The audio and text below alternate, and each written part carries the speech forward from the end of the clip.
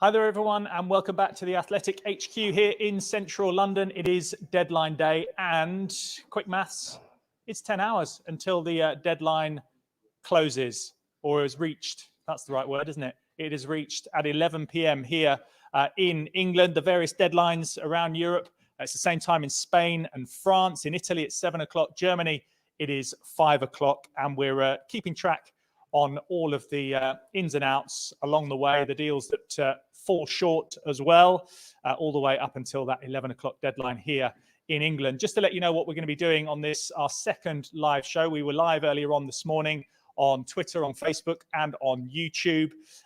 We are going to be hearing from Kiva O'Neill, who's going to be joining us to talk about Liverpool's incoming signing, which is much needed in midfield. Nick Miller's going to be talking to us about Nottingham Forest, about the whole legion of signings that they have made. Jay Harris is going to be joining us once again. We were talking Brentford with him earlier on. There has been some changes since we were last joining him. Charlie Eccleshare will be talking Tottenham. Phil Hay is going to be joining us very shortly as well to talk about Leeds. Greg O'Keefe on Everton. Adam Crafton on Manchester United 2.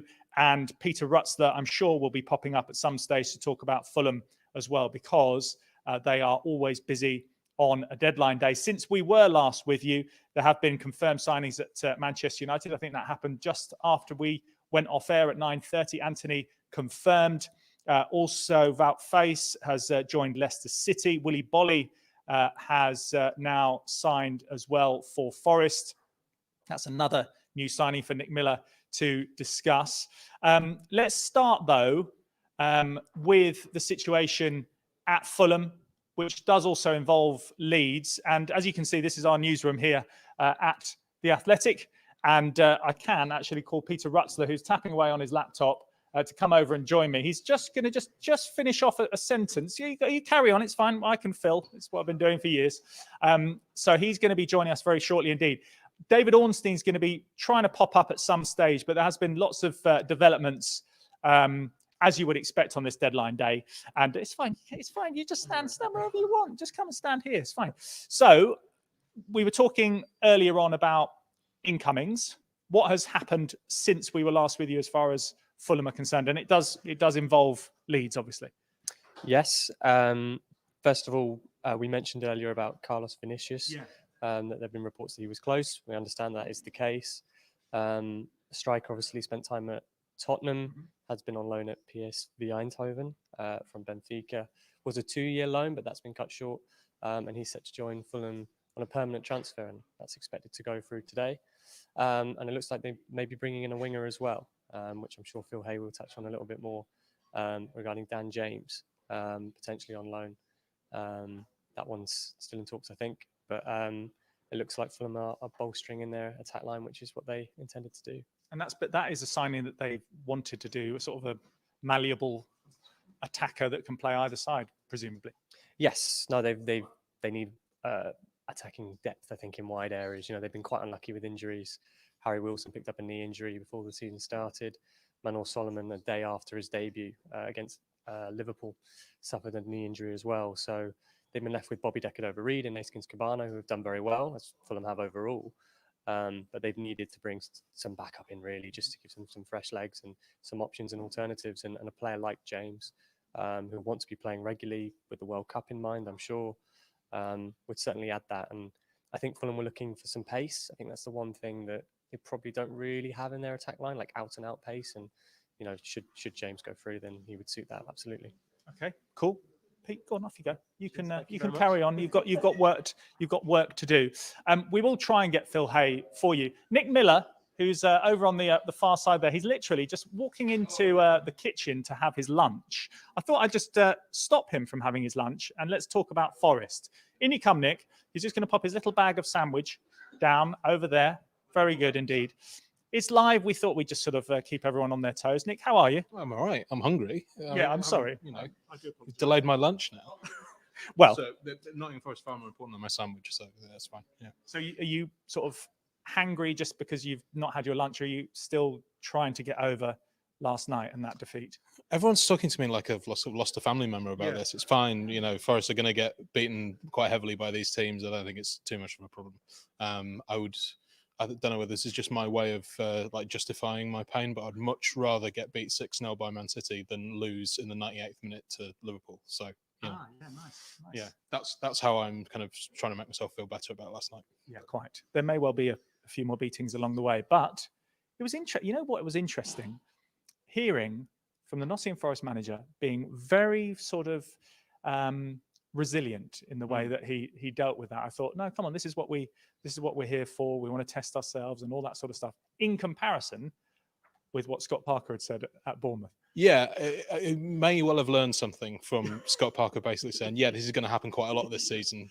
And then Cooper saying what Parker possibly should have said, which was, of course, strong team. We're going to, these things to be expected, but these things make us stronger. We'll learn from this, etc., etc. So, and obviously Cooper has the advantage of having signed about 1 million players. Yeah. Do you know the exact number now, or have you literally lost count? I think it's including 2 that have been signed and then immediately loaned out. I think it's now 19. Willy Bolly was confirmed about 20 minutes ago, I think. So, yeah, 17 new first team players to kind of fit in and make sense of and learn all their names, I suppose. And a lot of people have been maybe sort of poking a little bit of fun, but there have been quite a lot of outgoings as well, and a lot of players have been needed ultimately, haven't they? Yeah, I kind of do the standard boring Forest fan thing of saying, no, we actually did need all these players. I think everyone expected Forest to sign sort of double figures number of players. I don't think anyone quite expected 19, but yeah, and this is the slightly funny thing for us Forest fans is everyone kind of going, oh my God, how are they doing this? This is kind of fairly standard stuff for Forest. The signing double figures number of players is, we've done that in at least 3 or 4 summers in the past. So we're kind of used to thinking, okay, that's probably it now. And then, oh no, there's two more coming in. Yeah. But yeah, the Forest didn't quite get promoted by accident last season, but it wasn't expected. Wasn't expected even before they were bottom of the table after 7 games. And we all know about the 5 first team players who were on loan who went back to their parent clubs, and then Brice Samba left and Lewis Graben left. So we're left with a very small pool of players after all that. So a lot of new signings were required. It's just we weren't quite sure it was going to be that many. And as you mentioned, Willy Bolly in. Are we expecting it to sort of get upwards of 35 new signings by the end of the day or not? Possibly. I mean, I haven't checked my phone in the time that I walked from there 10 yards to here, so who knows? There is talk of another central defender, Loic Band, I think his name is, coming in from somewhere in France. And there's still rumbling on the possible signing of Serge Aurier, which I don't think is sort of dead yet. I think that's still an ongoing situation. So yeah, they have wanted some more cover at right back or right wing back, and he seems to be the one that they have in mind. But who knows? A few more hours left of the transfer window. Who knows how many more players Forest are going to sign? Nice one, Nick. Go and have your lunch. Thank you very much. Thanks, mate. Appreciate it. You can, of course, read Nick's words on Nottingham Forest and a lot more besides as well. Also features on the Brilliant Football Cliches podcast as well. Let's just get a quick update whilst we can on the situation at Everton. Let's just check in with Greg O'Keefe. So we expect a busy deadline day at Goodison Park. Frank Lampard keen to get some of the deals he's been chasing for weeks now over the line. Idrissa Gueye is in Merseyside, has passed his medical. That will be announced soon. And hopefully James Garner, another midfield addition from Manchester United, a deal be completed to sign him on a permanent from the Red Devils. Elsewhere, Lampard desperate to get another forward in to join Neil Maupay, arrived back end of last week. Everton have been linked with Ben Brereton Diaz of Blackburn, Mohamed Kudus of Ajax, and we still could have a few surprise names in there as well. Some noise about players from all over Europe this morning, and it's been like that every day of this window. Everton being linked with just a host of forwards from far and wide. So we'll see who they can get in. There are players who might be going out, of course. Alan and Andre Gomez still deemed surplus to requirements, and Everton would love to find solutions for them, particularly Gomez. And then there'll be a couple of youngsters possibly heading out too. Lewis Warrington, who made his debut against Fleetwood Town in the Carabao Cup, a young talent. He'd be allowed to go out probably today and pursue his development, as also might be the young forward Tom Cannon, who signed a contract last week. Plenty going on. Let's see what happens. So that is Greg O'Keefe with an update from Everton. We'll see how it pans out for the remainder of this deadline day. We were talking about Leicester City earlier on, weren't we? And we checked in live with Robbo Tanner. He's Robbo Tanner, I've given him there. Everyone just put an O in the middle of it. Rob Tanner, and he has sent us this update. Well, Leicester City have been waiting a long time for an outfield signing. They finally got one on the last day of the window. Wout Faes, the Belgium international defender, signs from Reims on a 5-year contract. Understand he's somebody that they have been looking at for a while, but they've been able to do the deal. We understand that could be worth around £15 million. In terms of other signings, they're still working away on one or two things behind the scenes, but there's nothing imminent. We understand talks with Atalanta on Jeremy Boga have stalled. I think Leicester wanted a loan, but Atalanta are holding out for either a large loan fee or a permanent transfer fee. So that looks unlikely at the moment as the clock ticks down to deadline night. So, but Leicester City have got one over the line. They've got Fofana's replacement, Wout Faes. Rob, thank you very much indeed. Just a reminder that, oh, hello, Kiva. Where are you? There you are. Oh, come on in. Come on in. Just a quick reminder before we get to Kiva and we talk about Liverpool. If you want to check out what is going on deadline day, just check out the Transfer Deadline Day live blog, which is at the top of the app if you're on your phone, also on the desktop as well. And that will bring you up to speed with everything that's going on as it develops during the day. One of the deals, which is obviously of huge interest to Liverpool fans, is a new midfielder coming in. Yeah. Kiva O'Neill, how are you? Very excited. How are you? Yeah. I mean, Liverpool fans have been keen on a midfielder. I don't know if you've heard or seen any of those. Every single post that Liverpool post is just, this is not what we want to see. We want to see a midfielder. And now it looks as though Artur is on his way to Liverpool. He's currently travelling to undergo medical. And then it seems like it'll be a year-long, season-long loan for him from Juventus, which is, a midfielder. Obviously, Jordan Henderson got injured last night, so there's a big concern there whether that injury is serious. So obviously, I think that sort of pushed this on a little bit, and the need for another body to add to the midfield is definitely something Liverpool need at the minute. With Naby Keita also injured, Thiago is just making his way back from injury. Curtis Jones obviously made it to the bench last night after being injured. So I think there's definitely been need for a midfielder, and now it looks like there's one on the way from Italy. And in terms of how this sort of deal was done, have they been? I doubt Liverpool are ever sort of scrabbling around, but it seems whenever a deal is done so late in a window, it's like, well, this option didn't work. This option didn't work. I mean, how have we got to this point that it is going to be Artur coming in? I think this is not Liverpool's way. Yeah. They like to get the business done early, get them players into pre-season for, strength and conditioning and that kind of thing, get them playing in the way Jurgen Klopp likes. That's how they go about the business. But obviously, they haven't been able to do that. And, now obviously the injuries have mounted up as well. So they have been keeping their eyes open. That's been our understanding, that they've been, scouting and looking in the market, hoping for a good opportunity to come up, but one that's, they're not going to go and spend loads of money, I don't think, this summer on a midfielder. So this just felt like an opportunity that has arose. And obviously, like I've mentioned, Jordan Henderson getting injured last night will have, I think, put this forward a little bit, because it feels like Artur is not a player that's been linked to Liverpool really at all. He's not a player that anyone expected. So it has come as a surprise to a lot of people. I think it's definitely an interesting one. Having spent some time in the past couple of hours watching him play, he seems to be a player that's defensive midfielder, can be sort of playing that Thiago role as well. So I think it's in terms of someone that could maybe fill in for Thiago and Fabinho is something that Liverpool definitely need, because they're two key players, and when they're missing, there's a lot missing from Liverpool's midfield. And as we saw last season, having to fight on so many fronts as well, you need strength in depth, and when it's stripped back, you need to get reinforcements.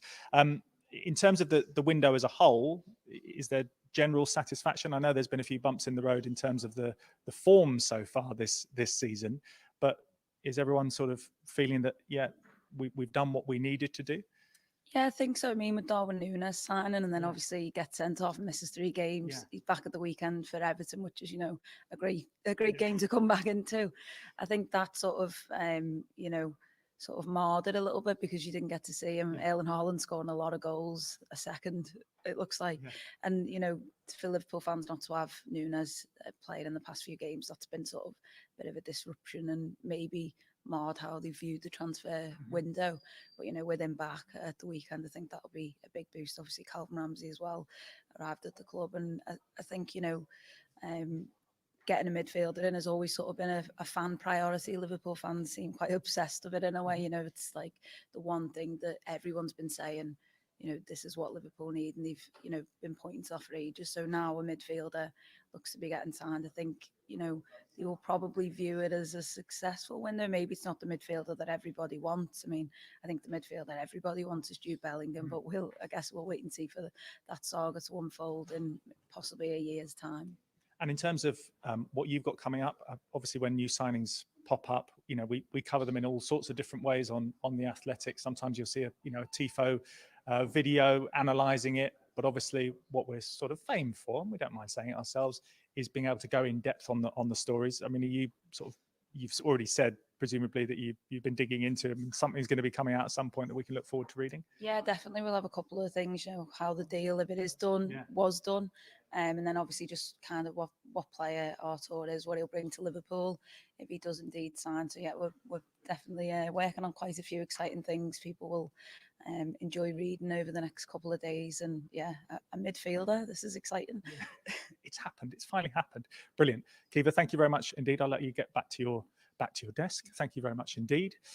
It is funny when you host something in a newsroom that isn't used to having something hosted in a newsroom. Everyone goes very, very quiet and doesn't know where to walk, and sort of starts to skate around a little bit and doesn't know where to go, which is really entertaining because I just want to tell them it's fine, just carry on, just keep on walking. I'll tell them for the next one. Right, let's check in with Sam Lee, because we mentioned some deals have been done. Hello, Sam. Hello. And that includes Manchester City. It almost feels like, why are you bothering making more signings? You don't need anyone. It's going to be a cruise this season. We've already seen it. But just tell us about the incoming and why it was necessary. Akanji coming in. Yeah, Manuel Akanji, obviously a bit of a left field one. I think Ferran Soriano last week, the CEO, when City were playing in Barcelona in that friendly, he was like, the market's done. And that was it. Guardiola said last week, I don't think we're going to get another centre-back, or don't think we're going to strengthen, but maybe we'll wake up one morning and decide we need a central defender. And yeah, turned out that was what they were working on. And basically, bit of a long story short, they want 7 senior defenders, including fullbacks. So they've got Walker and Cancelo. They wanted Cucurella, but in the end, they didn't get him. So you got Walker and Cancelo as 2. You got Diaz, Stones, Laporte, and Ake as 6. And then they brought Sergio Gomez in as a left back. And City was saying, "Oh no, we're still gonna get a senior option. We're still gonna get a senior option. Gomez is just kind of talent. We'll see."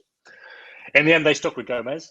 But if they do have defensive problems, and they've already got Ake injured, they've got Laporte injured because he had surgery at the end of last season. So if they do have to move Kyle Walker to the centre of defence, they have to move Cancelo from left back to right back, and they're not sure if Gomez can play a consistent run of games yet. They're not sure about his level. They think he's a very exciting, talented player, but not sure about his level. We're ready to chuck him in. If they had Cucurella, they'd say, okay, fine. They couldn't find another left back. For the budget they wanted, for the ability they wanted, they couldn't find one. And so they thought, okay, a centre back then, because they needed those numbers. They needed that kind of ability at the back and stability at the back as well. And in the end, they found Akanji because they needed somebody who's maybe not, well, they know they're not going to play 50, 60 games. I don't know. They know they're not going to get somebody. They don't want to spend 90 million on somebody. They don't want to get somebody in who's, I don't know, going to upset the apple cart. So they needed a good person, good enough player, obviously, to play for Manchester City. You've got to be decent and cheap. and available with a few days left of the window. So the pool was pretty narrow, and it turns out Akanji, Dortmund had been trying to sell all summer because he said he wasn't going to renew his contract. So it was a bit of a perfect storm in the end, and it all comes down to them wanting to have plenty of numbers at the back. And in terms of the transfer window as a whole, obviously the main man Haaland has just slipped into gear, hit the ground running, all the cliches, and it is making, I think, probably the rest of the Premier League just thinking, well, we may as well just give up the ghost now because this is getting silly already. Yeah, well, last night, I mean, obviously Liverpool got the late winner in the end, but I think if Liverpool had a drawn last night, people would have been saying the title race is over. You aren't even top. Arsenal are top, obviously, but I don't think, Arsenal look like they're going to have a good season. I'm not sure if they're going to be able to keep the pace that City and Liverpool previously have set in terms of 90-plus points. Liverpool will get it back together. You just heard from Kiva there about getting a midfielder in. It's a similar kind of thing as City getting a centre-back in it. When everyone's fit, they've got plenty of options that are good enough. But, when there's a bit of a crisis like Liverpool have got in midfield and City have got in defence, or threatening to be a crisis, they want to get that depth. But Haaland's the main one. Everything just feels like such a long time ago now, with the Akanji being like deadline day signing. Calvin Phillips seems like years ago, but he's come in, had some injury problems. He'll help in midfield eventually, time to settle in. Haaland's been unbelievable. Alvarez, first Premier League start last night, 2 goals. He looks great. Little bit of adaptation to make still, but he looks amazing. And like you say, from the rest of the Premier League's point of view, they do look scary. They really do. Okay, Sam, we really appreciate your time. Thank you very much indeed. We may well check in with you later on in the day. Thank you very much. Just a quick reminder of some news which has an impact on the Premier League, and it is something that I've obviously been covering pretty closely as I cover Watford for The Athletic, and that is that both João Pedro, who was subject to a bid from Newcastle, also heavy interest as well from Everton. He's going to be staying at Watford. Also Ismaila Sarr, who was very close to joining Aston Villa. Crystal Palace were also interested in him. He is also going to be staying at Vicarage Road, and I'm reliably informed that even though that is at least until January, there probably won't be any intention to sell either of those players mid-season, because the focus now for Watford is to try to get back into the Premier League. And it is good news for Watford fans that both João Pedro and Ismaila Sarr are set to stay. There is no intention to sell. And a quick line for the Watford fans that are watching: they are still trying to get a right back or a right wing back in before the deadline. Right, we were going to speak to Phil Hay, and he has checked in with this report. There are press conferences going on today. It's a busy, busy time, not only in the newsroom, but also out on the ground as well. And he can bring us up to speed with what's going on at Leeds. Phil. Hi there, everybody. I'm Phil Hay here, Leeds United reporter for The Athletic. A few technical issues which mean I haven't been able to join you live, but just to update you quickly on where Leeds United are at today.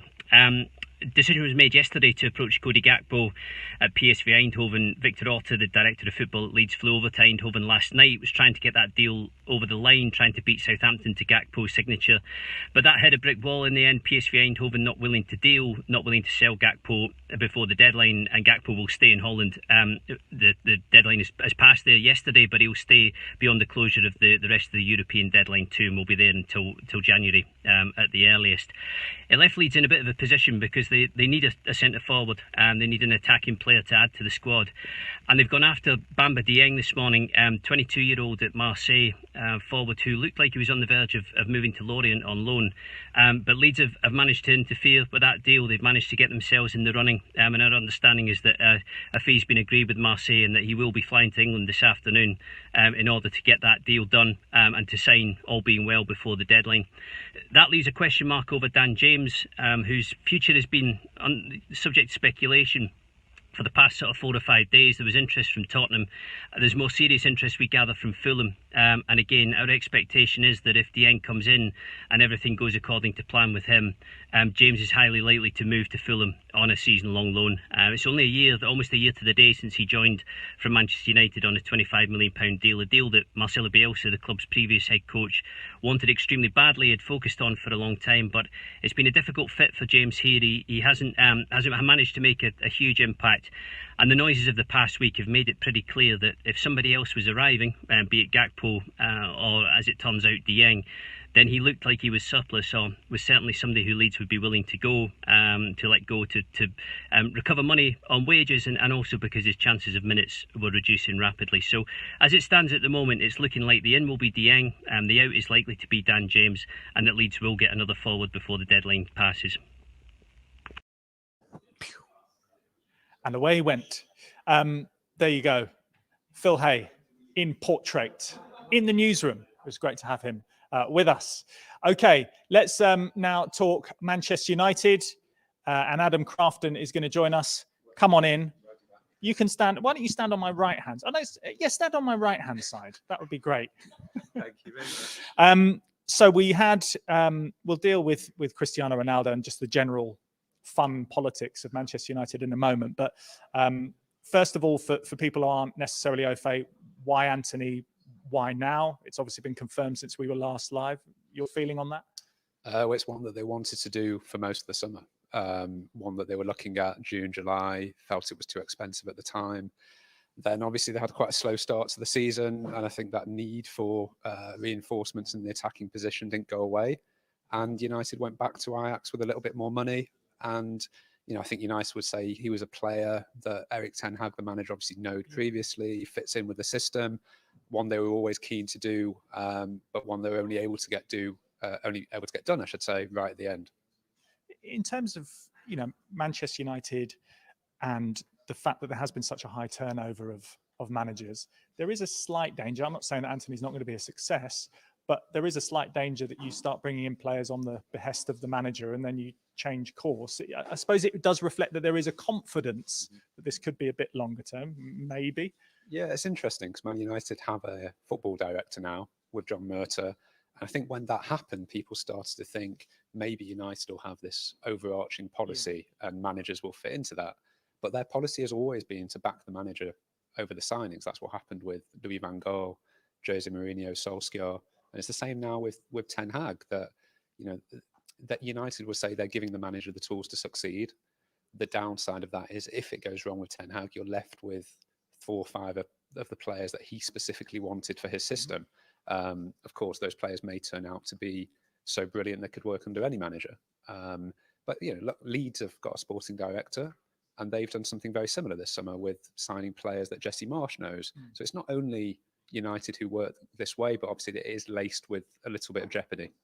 Yeah, absolutely, because you can end up in a sort of an Everton situation where you have a mishmash of players and you then have to get rid of them all. Nobody wants to end up in an Everton situation at the moment. No, but maybe they're turning a corner. That's maybe Everton fans. Okay. Let's talk about Cristiano Ronaldo, because he is still there. He's still in the building. He's staying, right?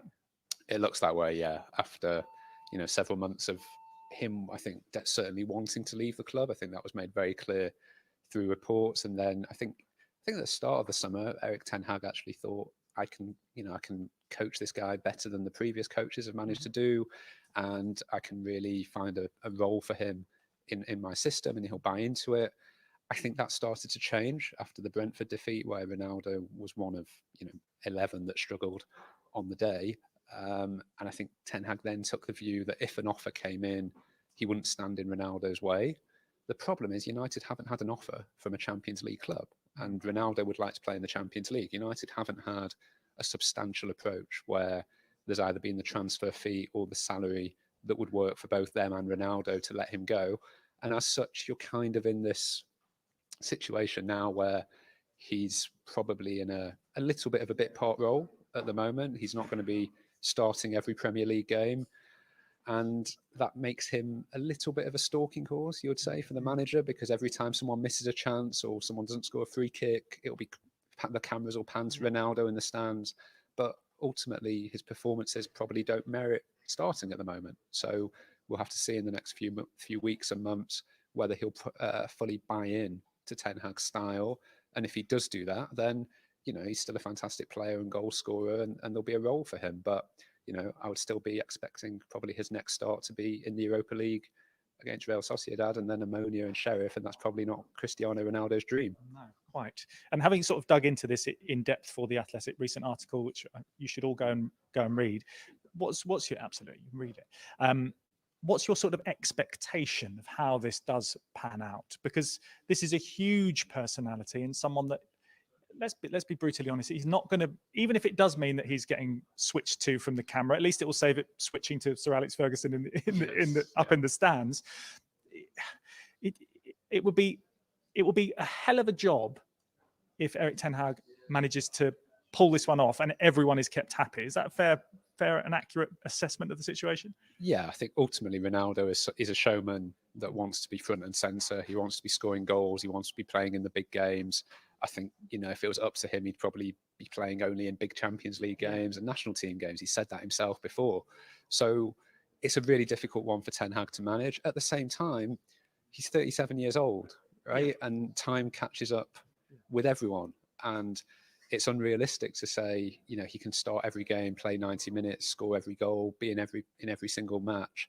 But it will take getting used to, because Man United will play Arsenal at home on Sunday. And I'd be very surprised if he's in the starting lineup. And he wasn't in the starting lineup against Liverpool.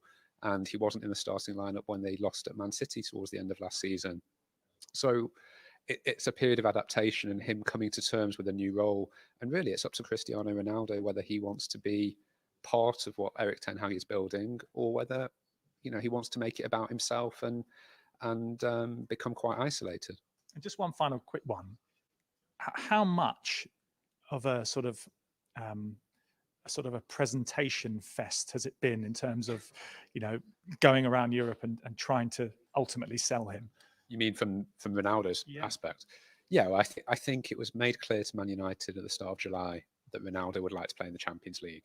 And then it became a bit of a mission for his agent, George Mendes, who obviously, as we know, has big relationships at a lot of the most important clubs in Europe. And over the years, he's generally got his way, right? When he wants to move players, it tends to happen. In the case of Ronaldo this summer, I mean, we're talking about a player here who's on probably £500,000 a week. Maybe that's reduced now because it's 25% less outside of the Champions League. And most clubs in Europe aren't able to pay that. So you're then looking at, is there anyone in the Premier League that's able to pay that? I think Chelsea, there was a point at which they would have really got involved if the owner, Todd Boehly, had his way. Thomas Tuchel, the manager, wasn't interested. And he made that clear repeatedly to the owner, and the owner respected that. I think there was then attempts to bring Atletico Madrid to the table. I think the club were quite keen. The fans certainly weren't. They made that clear with a banner at a pre-season game. Napoli were approached. Sporting Lisbon were approached. I think Barcelona were approached.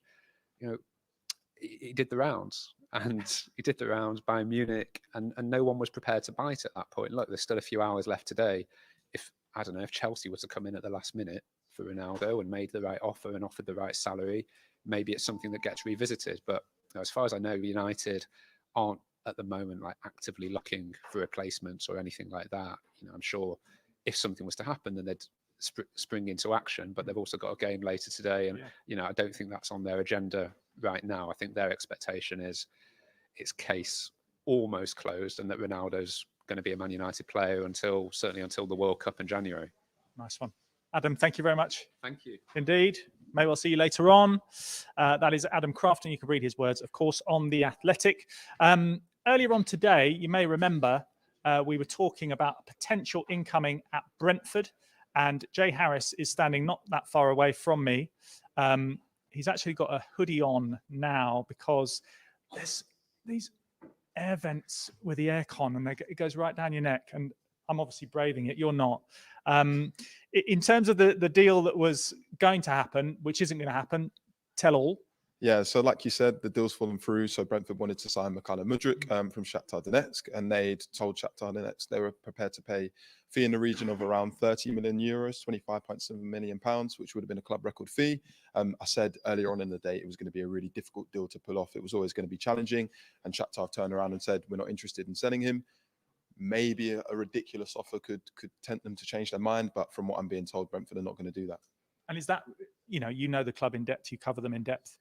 When something is sort of said and you're informed of that, do you think, well, yeah, they're not going to start, messing around and toing and froing too much? They like to try and stick to as much of an organised plan as they can. Yeah, definitely. And to use two other examples, a very similar situation happened in the January transfer window with Brennan Johnson from Nottingham Forest and Keane Lewis Potter from Hull City. You know, I think Nottingham Forest wanted around £20 million from Brennan Johnson. At that point, he'd only really had about 6-7 months in the Championship. That's a lot of money for a player who didn't have that much experience, let alone at the top level in the Premier League. So they decided against it. Same with Keane Lewis Potter. After Hull got taken over by Akinele Kali, he was asking for silly money to sell at that point, and they said, you know what, we'd rather wait, see what happens in the summer. And then in the end, they got Lewis Potter in the summer. So they're very much a club that has a plan. They've got a fee, and if the other club's not willing to do it, they're not going to start throwing around silly money. Quick one, because you mentioned Hull and the Turkish influence there. There's a potential outgoing to Burnley, which was dropped recently by Andy Jones, our Burnley reporter, on the transfer deadline day blog. Just tell us a little bit more about that. Yeah, so that's been officially confirmed now. Halil Davutoglu, he's 22 years old. He's been at Brentford for a couple of years now, but most of his times with them, he's been on loan. So he was on loan at Galatasaray last season. And it seemed like there was a little bit of interest from Hull. But yeah, Davutoglu is now going to Burnley on a season-long loan deal. So it should be a good opportunity for him, to develop, because I think Brentford really like what they see. He came off the bench in their 2-2 draw against Leicester, showed some really nice movements and nice touches, started in the EFL Cup tie against Colchester. But I think just want him to maybe show a little bit more, after you signed Damsgaard, Keane Lewis Potter, you've already got Ivan Toney, Brian Mbeumo. You're kind of looking at your squad thinking, where can Davutoglu fit in? So at the moment, best thing for him is to go out on loan and get some game time. Perfect. Jay, thank you very much indeed. And it's an exciting project as well for him to join at Burnley too, as well, under Vincent Kompany. Right, let's get the latest on Tottenham now. Charlie Eccleshare is he was going to have a conversation with Jay, but I basically informed him that you're not allowed. How are you, Charlie? Good to see you. Good, yeah. How are you? Yeah, very well. All is well. So what's going on at Tottenham in general? Well, the focus today is on if they can if they can bring in a forward attacking midfielder, which would then mean they could loan out Brian Hill or possibly even Lucas Moura. But Hill and Moura are both at the training ground and expecting to stay at the moment because Spurs can't land that elusive target. So if they can't bring someone in, those two stay and Spurs won't be doing any business. I mean, Spurs are still actively trying to find someone. But it's not an easy brief because you're kind of saying someone, do you want to come in and be third, fourth choice forward, which isn't really going to suit everyone. And that, I suppose, also then limits the budget that you're going to put forward to clubs, and they will say, well, no, it's not of interest to us. Well, exactly. And I think a lot of the targets Spurs have been looking at, they wanted as a loan, which partly reflects the fact they're not 100% sure as to what or who they want right now, but they want an extra body in because they're in the Champions League, obviously 5 subs this season. They want to be able to rotate. Not that Conte's done a great deal of it so far this season. But yeah, it's proving to be a tricky one for them. And they're not going to go out and do it just for the sake of it. So maybe they run out of time. And look, they've had a very busy window. 7 players have come in, one of whom, Destiny Aduga, has already been loaned out. But, it has been busy. I think it's just partly because it all happened really early on. Yeah. I mean, Perisic, they basically agreed to sign at the end of May. So it was before the Champions League final. It's another world. And that's how long this window's been going on for. That reflects an organised club, which hasn't always been said for Tottenham recently. And they've made changes behind the scenes as well. Yeah, totally. It's been a massive change over the last year or so with Fabio Paratici coming in as the managing director of football from Juve. And yeah, I mean, I'm sure you would have covered many transfer deadline days where Spurs were one of the busiest because they did have this habit of leaving it to the last minute, which, yes, makes for an exciting deadline day, but it's not always the best thing to run a club. It often meant they were undercooked at the start of seasons. Whereas this season, they've got 11 points from their first 5 games. They're third. Performances haven't been amazing, but they look reasonably settled, and maybe they'll feel the benefits of that in the next few weeks when other teams are kind of, putting in their new signings and feeding their way into it. Spurs won't really have to do that in the same way. So maybe they'll feel the benefits a bit later. So obviously the organisation behind the scenes, Paratici, as you said, has obviously helped with the recruitment and getting that organised. But obviously this is being driven by Antonio Conte in terms of what the squad is about. Are you sort of confident that they're going to continue on an upward curve this season? I think so. I mean, I predicted they'd come third at the start of the season, which is where they are now. And I still believe that will happen. I mean, it's been a really interesting start to the season because results have been pretty good, but performances haven't maybe quite been what fans were expecting or hoping. But I do think they will continue to progress. I mean, this is Conte's first pre-season with the group. I think that will make a really big difference. That's something he's talked about a lot, to impart his ideas. Making everyone sick all the time. Exactly. You want to be able to make everyone throw up, or you haven't really started in the job. So yeah, I think that will make a big difference as the season goes on. I mean, look, this season is going to be so physical, so demanding. I guess that could go one of two ways. You might think Conte is asking too much of the players, or what I think is more likely is that their fitness will pay off as the season goes on. They certainly finished last season really strongly. So I am still confident that the trajectory will keep going up and the direction of travel is positive. And just a final question. Obviously, people will know Charlie is regular member of the Football Cliches podcast. We spoke to Nick Miller earlier on, who also features on the great podcast that is Football Cliches. When you sort of sit back from transfer deadline day, what do you sort of take from it? Do you still just think it's just an unnecessary craziness? I don't know. I feel like we reached a peak where it sort of went beyond parody. And I think we're at that point. I can remember a couple of moments that might have gone beyond parody, yes. Exactly. We jumped the shark collectively. I think now there's maybe a bit more self-awareness, certainly in some parts, maybe not across the board, where it's still kind of, crazily bombastic. It is a weird time. I mean, I was thinking today that for half the year we've been in the transfer window. I mean, but as will always be the case at the end of August, because you've had a 3-month summer one and then we had January. So it does feel, and for some reason, maybe it's the absence of a men's major tournament that's meant, that it's felt like a particularly long window, and the fact the season's been going already for longer than it ever has done before. But yeah, I think there is lots to enjoy from a sort of Football Cliches perspective on deadline day. And there'll be plenty of reflections on the next one, I presume. Oh, yes. Excellent. And plenty of Richard Keys as well. Reflections on him.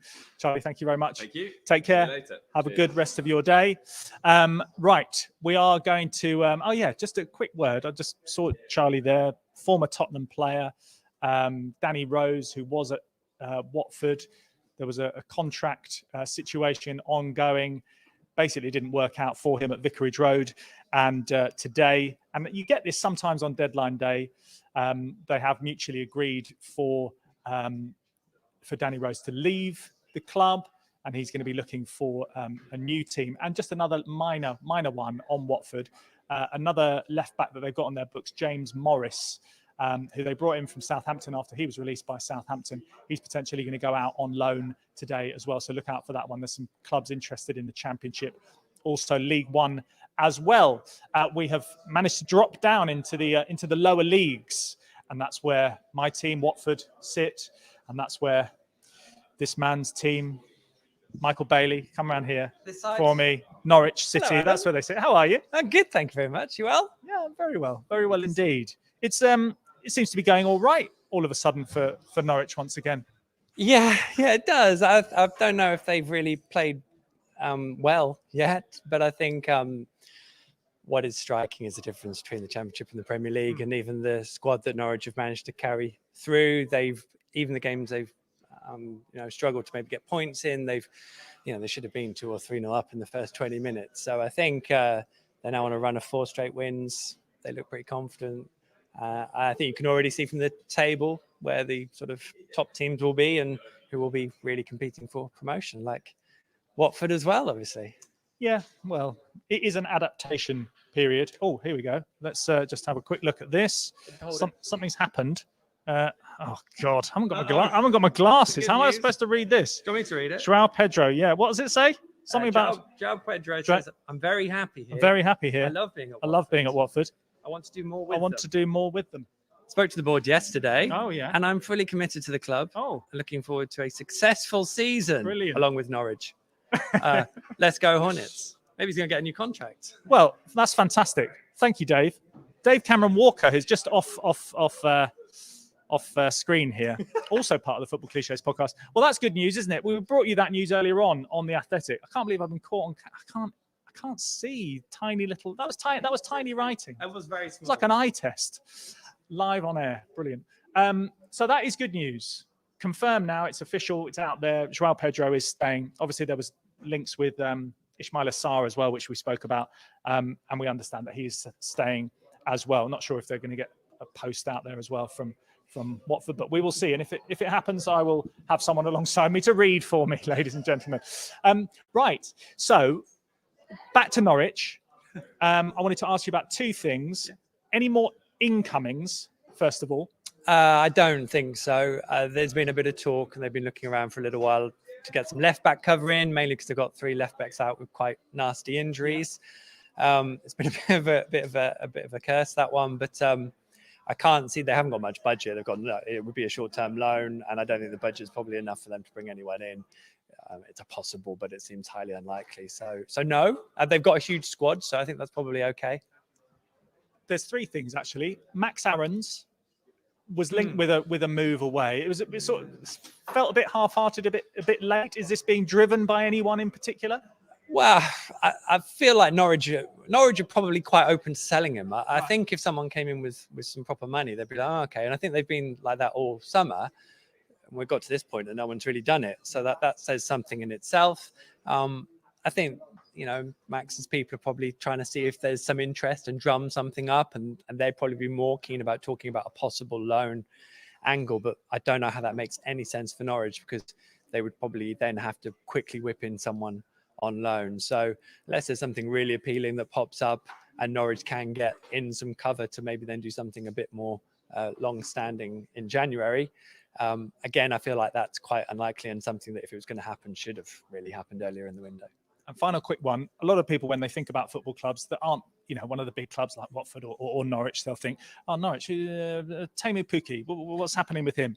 And he's not sort of as much part of the furniture as he was. And there was a large part of the summer where people think, oh, he's probably going to go. What's the situation with him? Yeah, it's been quite interesting because Norwich extended his contract. They had an option. They took it up because clearly Teemu Pukki should get you a hatful of goals in the Championship.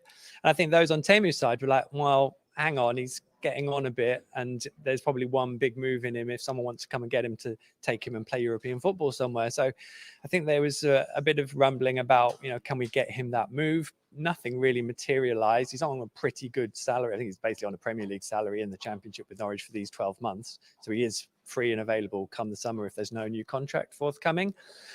And Norwich have been heavily reliant on him for goals. And I think he has kind of proven himself individually in the Premier League. But also that probably meant that, he needed to be pushed. And so Josh Sargent scoring a few goals in the Championship at least means that he has been pushed. Teemu hasn't actually started the last few games, although when he's come on is when Norwich have looked more effective. So he will, I'm sure, play a big part in this year. But again, it probably says how difficult last season was for Norwich that no one has really come in for anyone. Likewise, Milot Rashica, basically £9 million signing. Norwich would probably be open to him moving on and sort of cutting their losses there. Nothing. So I think they've probably made their bed after last season. They're going to have to lie in it, and they'll see if they get some sort of Championship success at the end of it. Which is, well, pretty much standard, isn't it, for Norwich? It does feel like it. I mean, I was a little bit more sceptical going into this season because I thought last year was really hard on them. But I have to say, I don't know how you feel about this, but the level between the Championship and the Premier League is incomparable. And I think that's kind of why Nottingham Forest have basically bought another squad to just go for it. And likewise, Fulham, they spent 60 million quid plus to upgrade their squad. You just can't go into the Premier League with your Championship squad anymore. You just have to earn the right and then do what you can, in the summer to rebuild for it. And, there will be tougher tests for Norwich, but looking at the teams they played this season, they're just miles away from where they were, what they were up against last season. Michael, great to see you. Pleasure Thank you very Adam. much. You too. I'll see you soon. Yeah, I'll see you around. Take care. Right, so we have covered a hell of a lot so far. Have we got any more to do? No. What time is it? Wowzers, it's 10 to 2. I can't, it's my eyes again. 5 to 2. We've covered a lot. We have another live show for you coming up at 6 o'clock this evening. We will be checking in with Laurie Whitwell, who's going to be covering the Leicester-Manchester United game for us. As always, there's a match discussion ongoing for that on The Athletic. Stay tuned with the Transfer Deadline Day blog. which you can see at the top of the app on the desktop as well. And we will be checking in, I'm sure, at 6 o'clock on our next show with the likes of David Ornstein and the rest of our reporters in the UK and around the world to keep you posted on exactly what's going on this deadline day. I'm going to go and put my glasses on, and I will see you later. Thank you very much.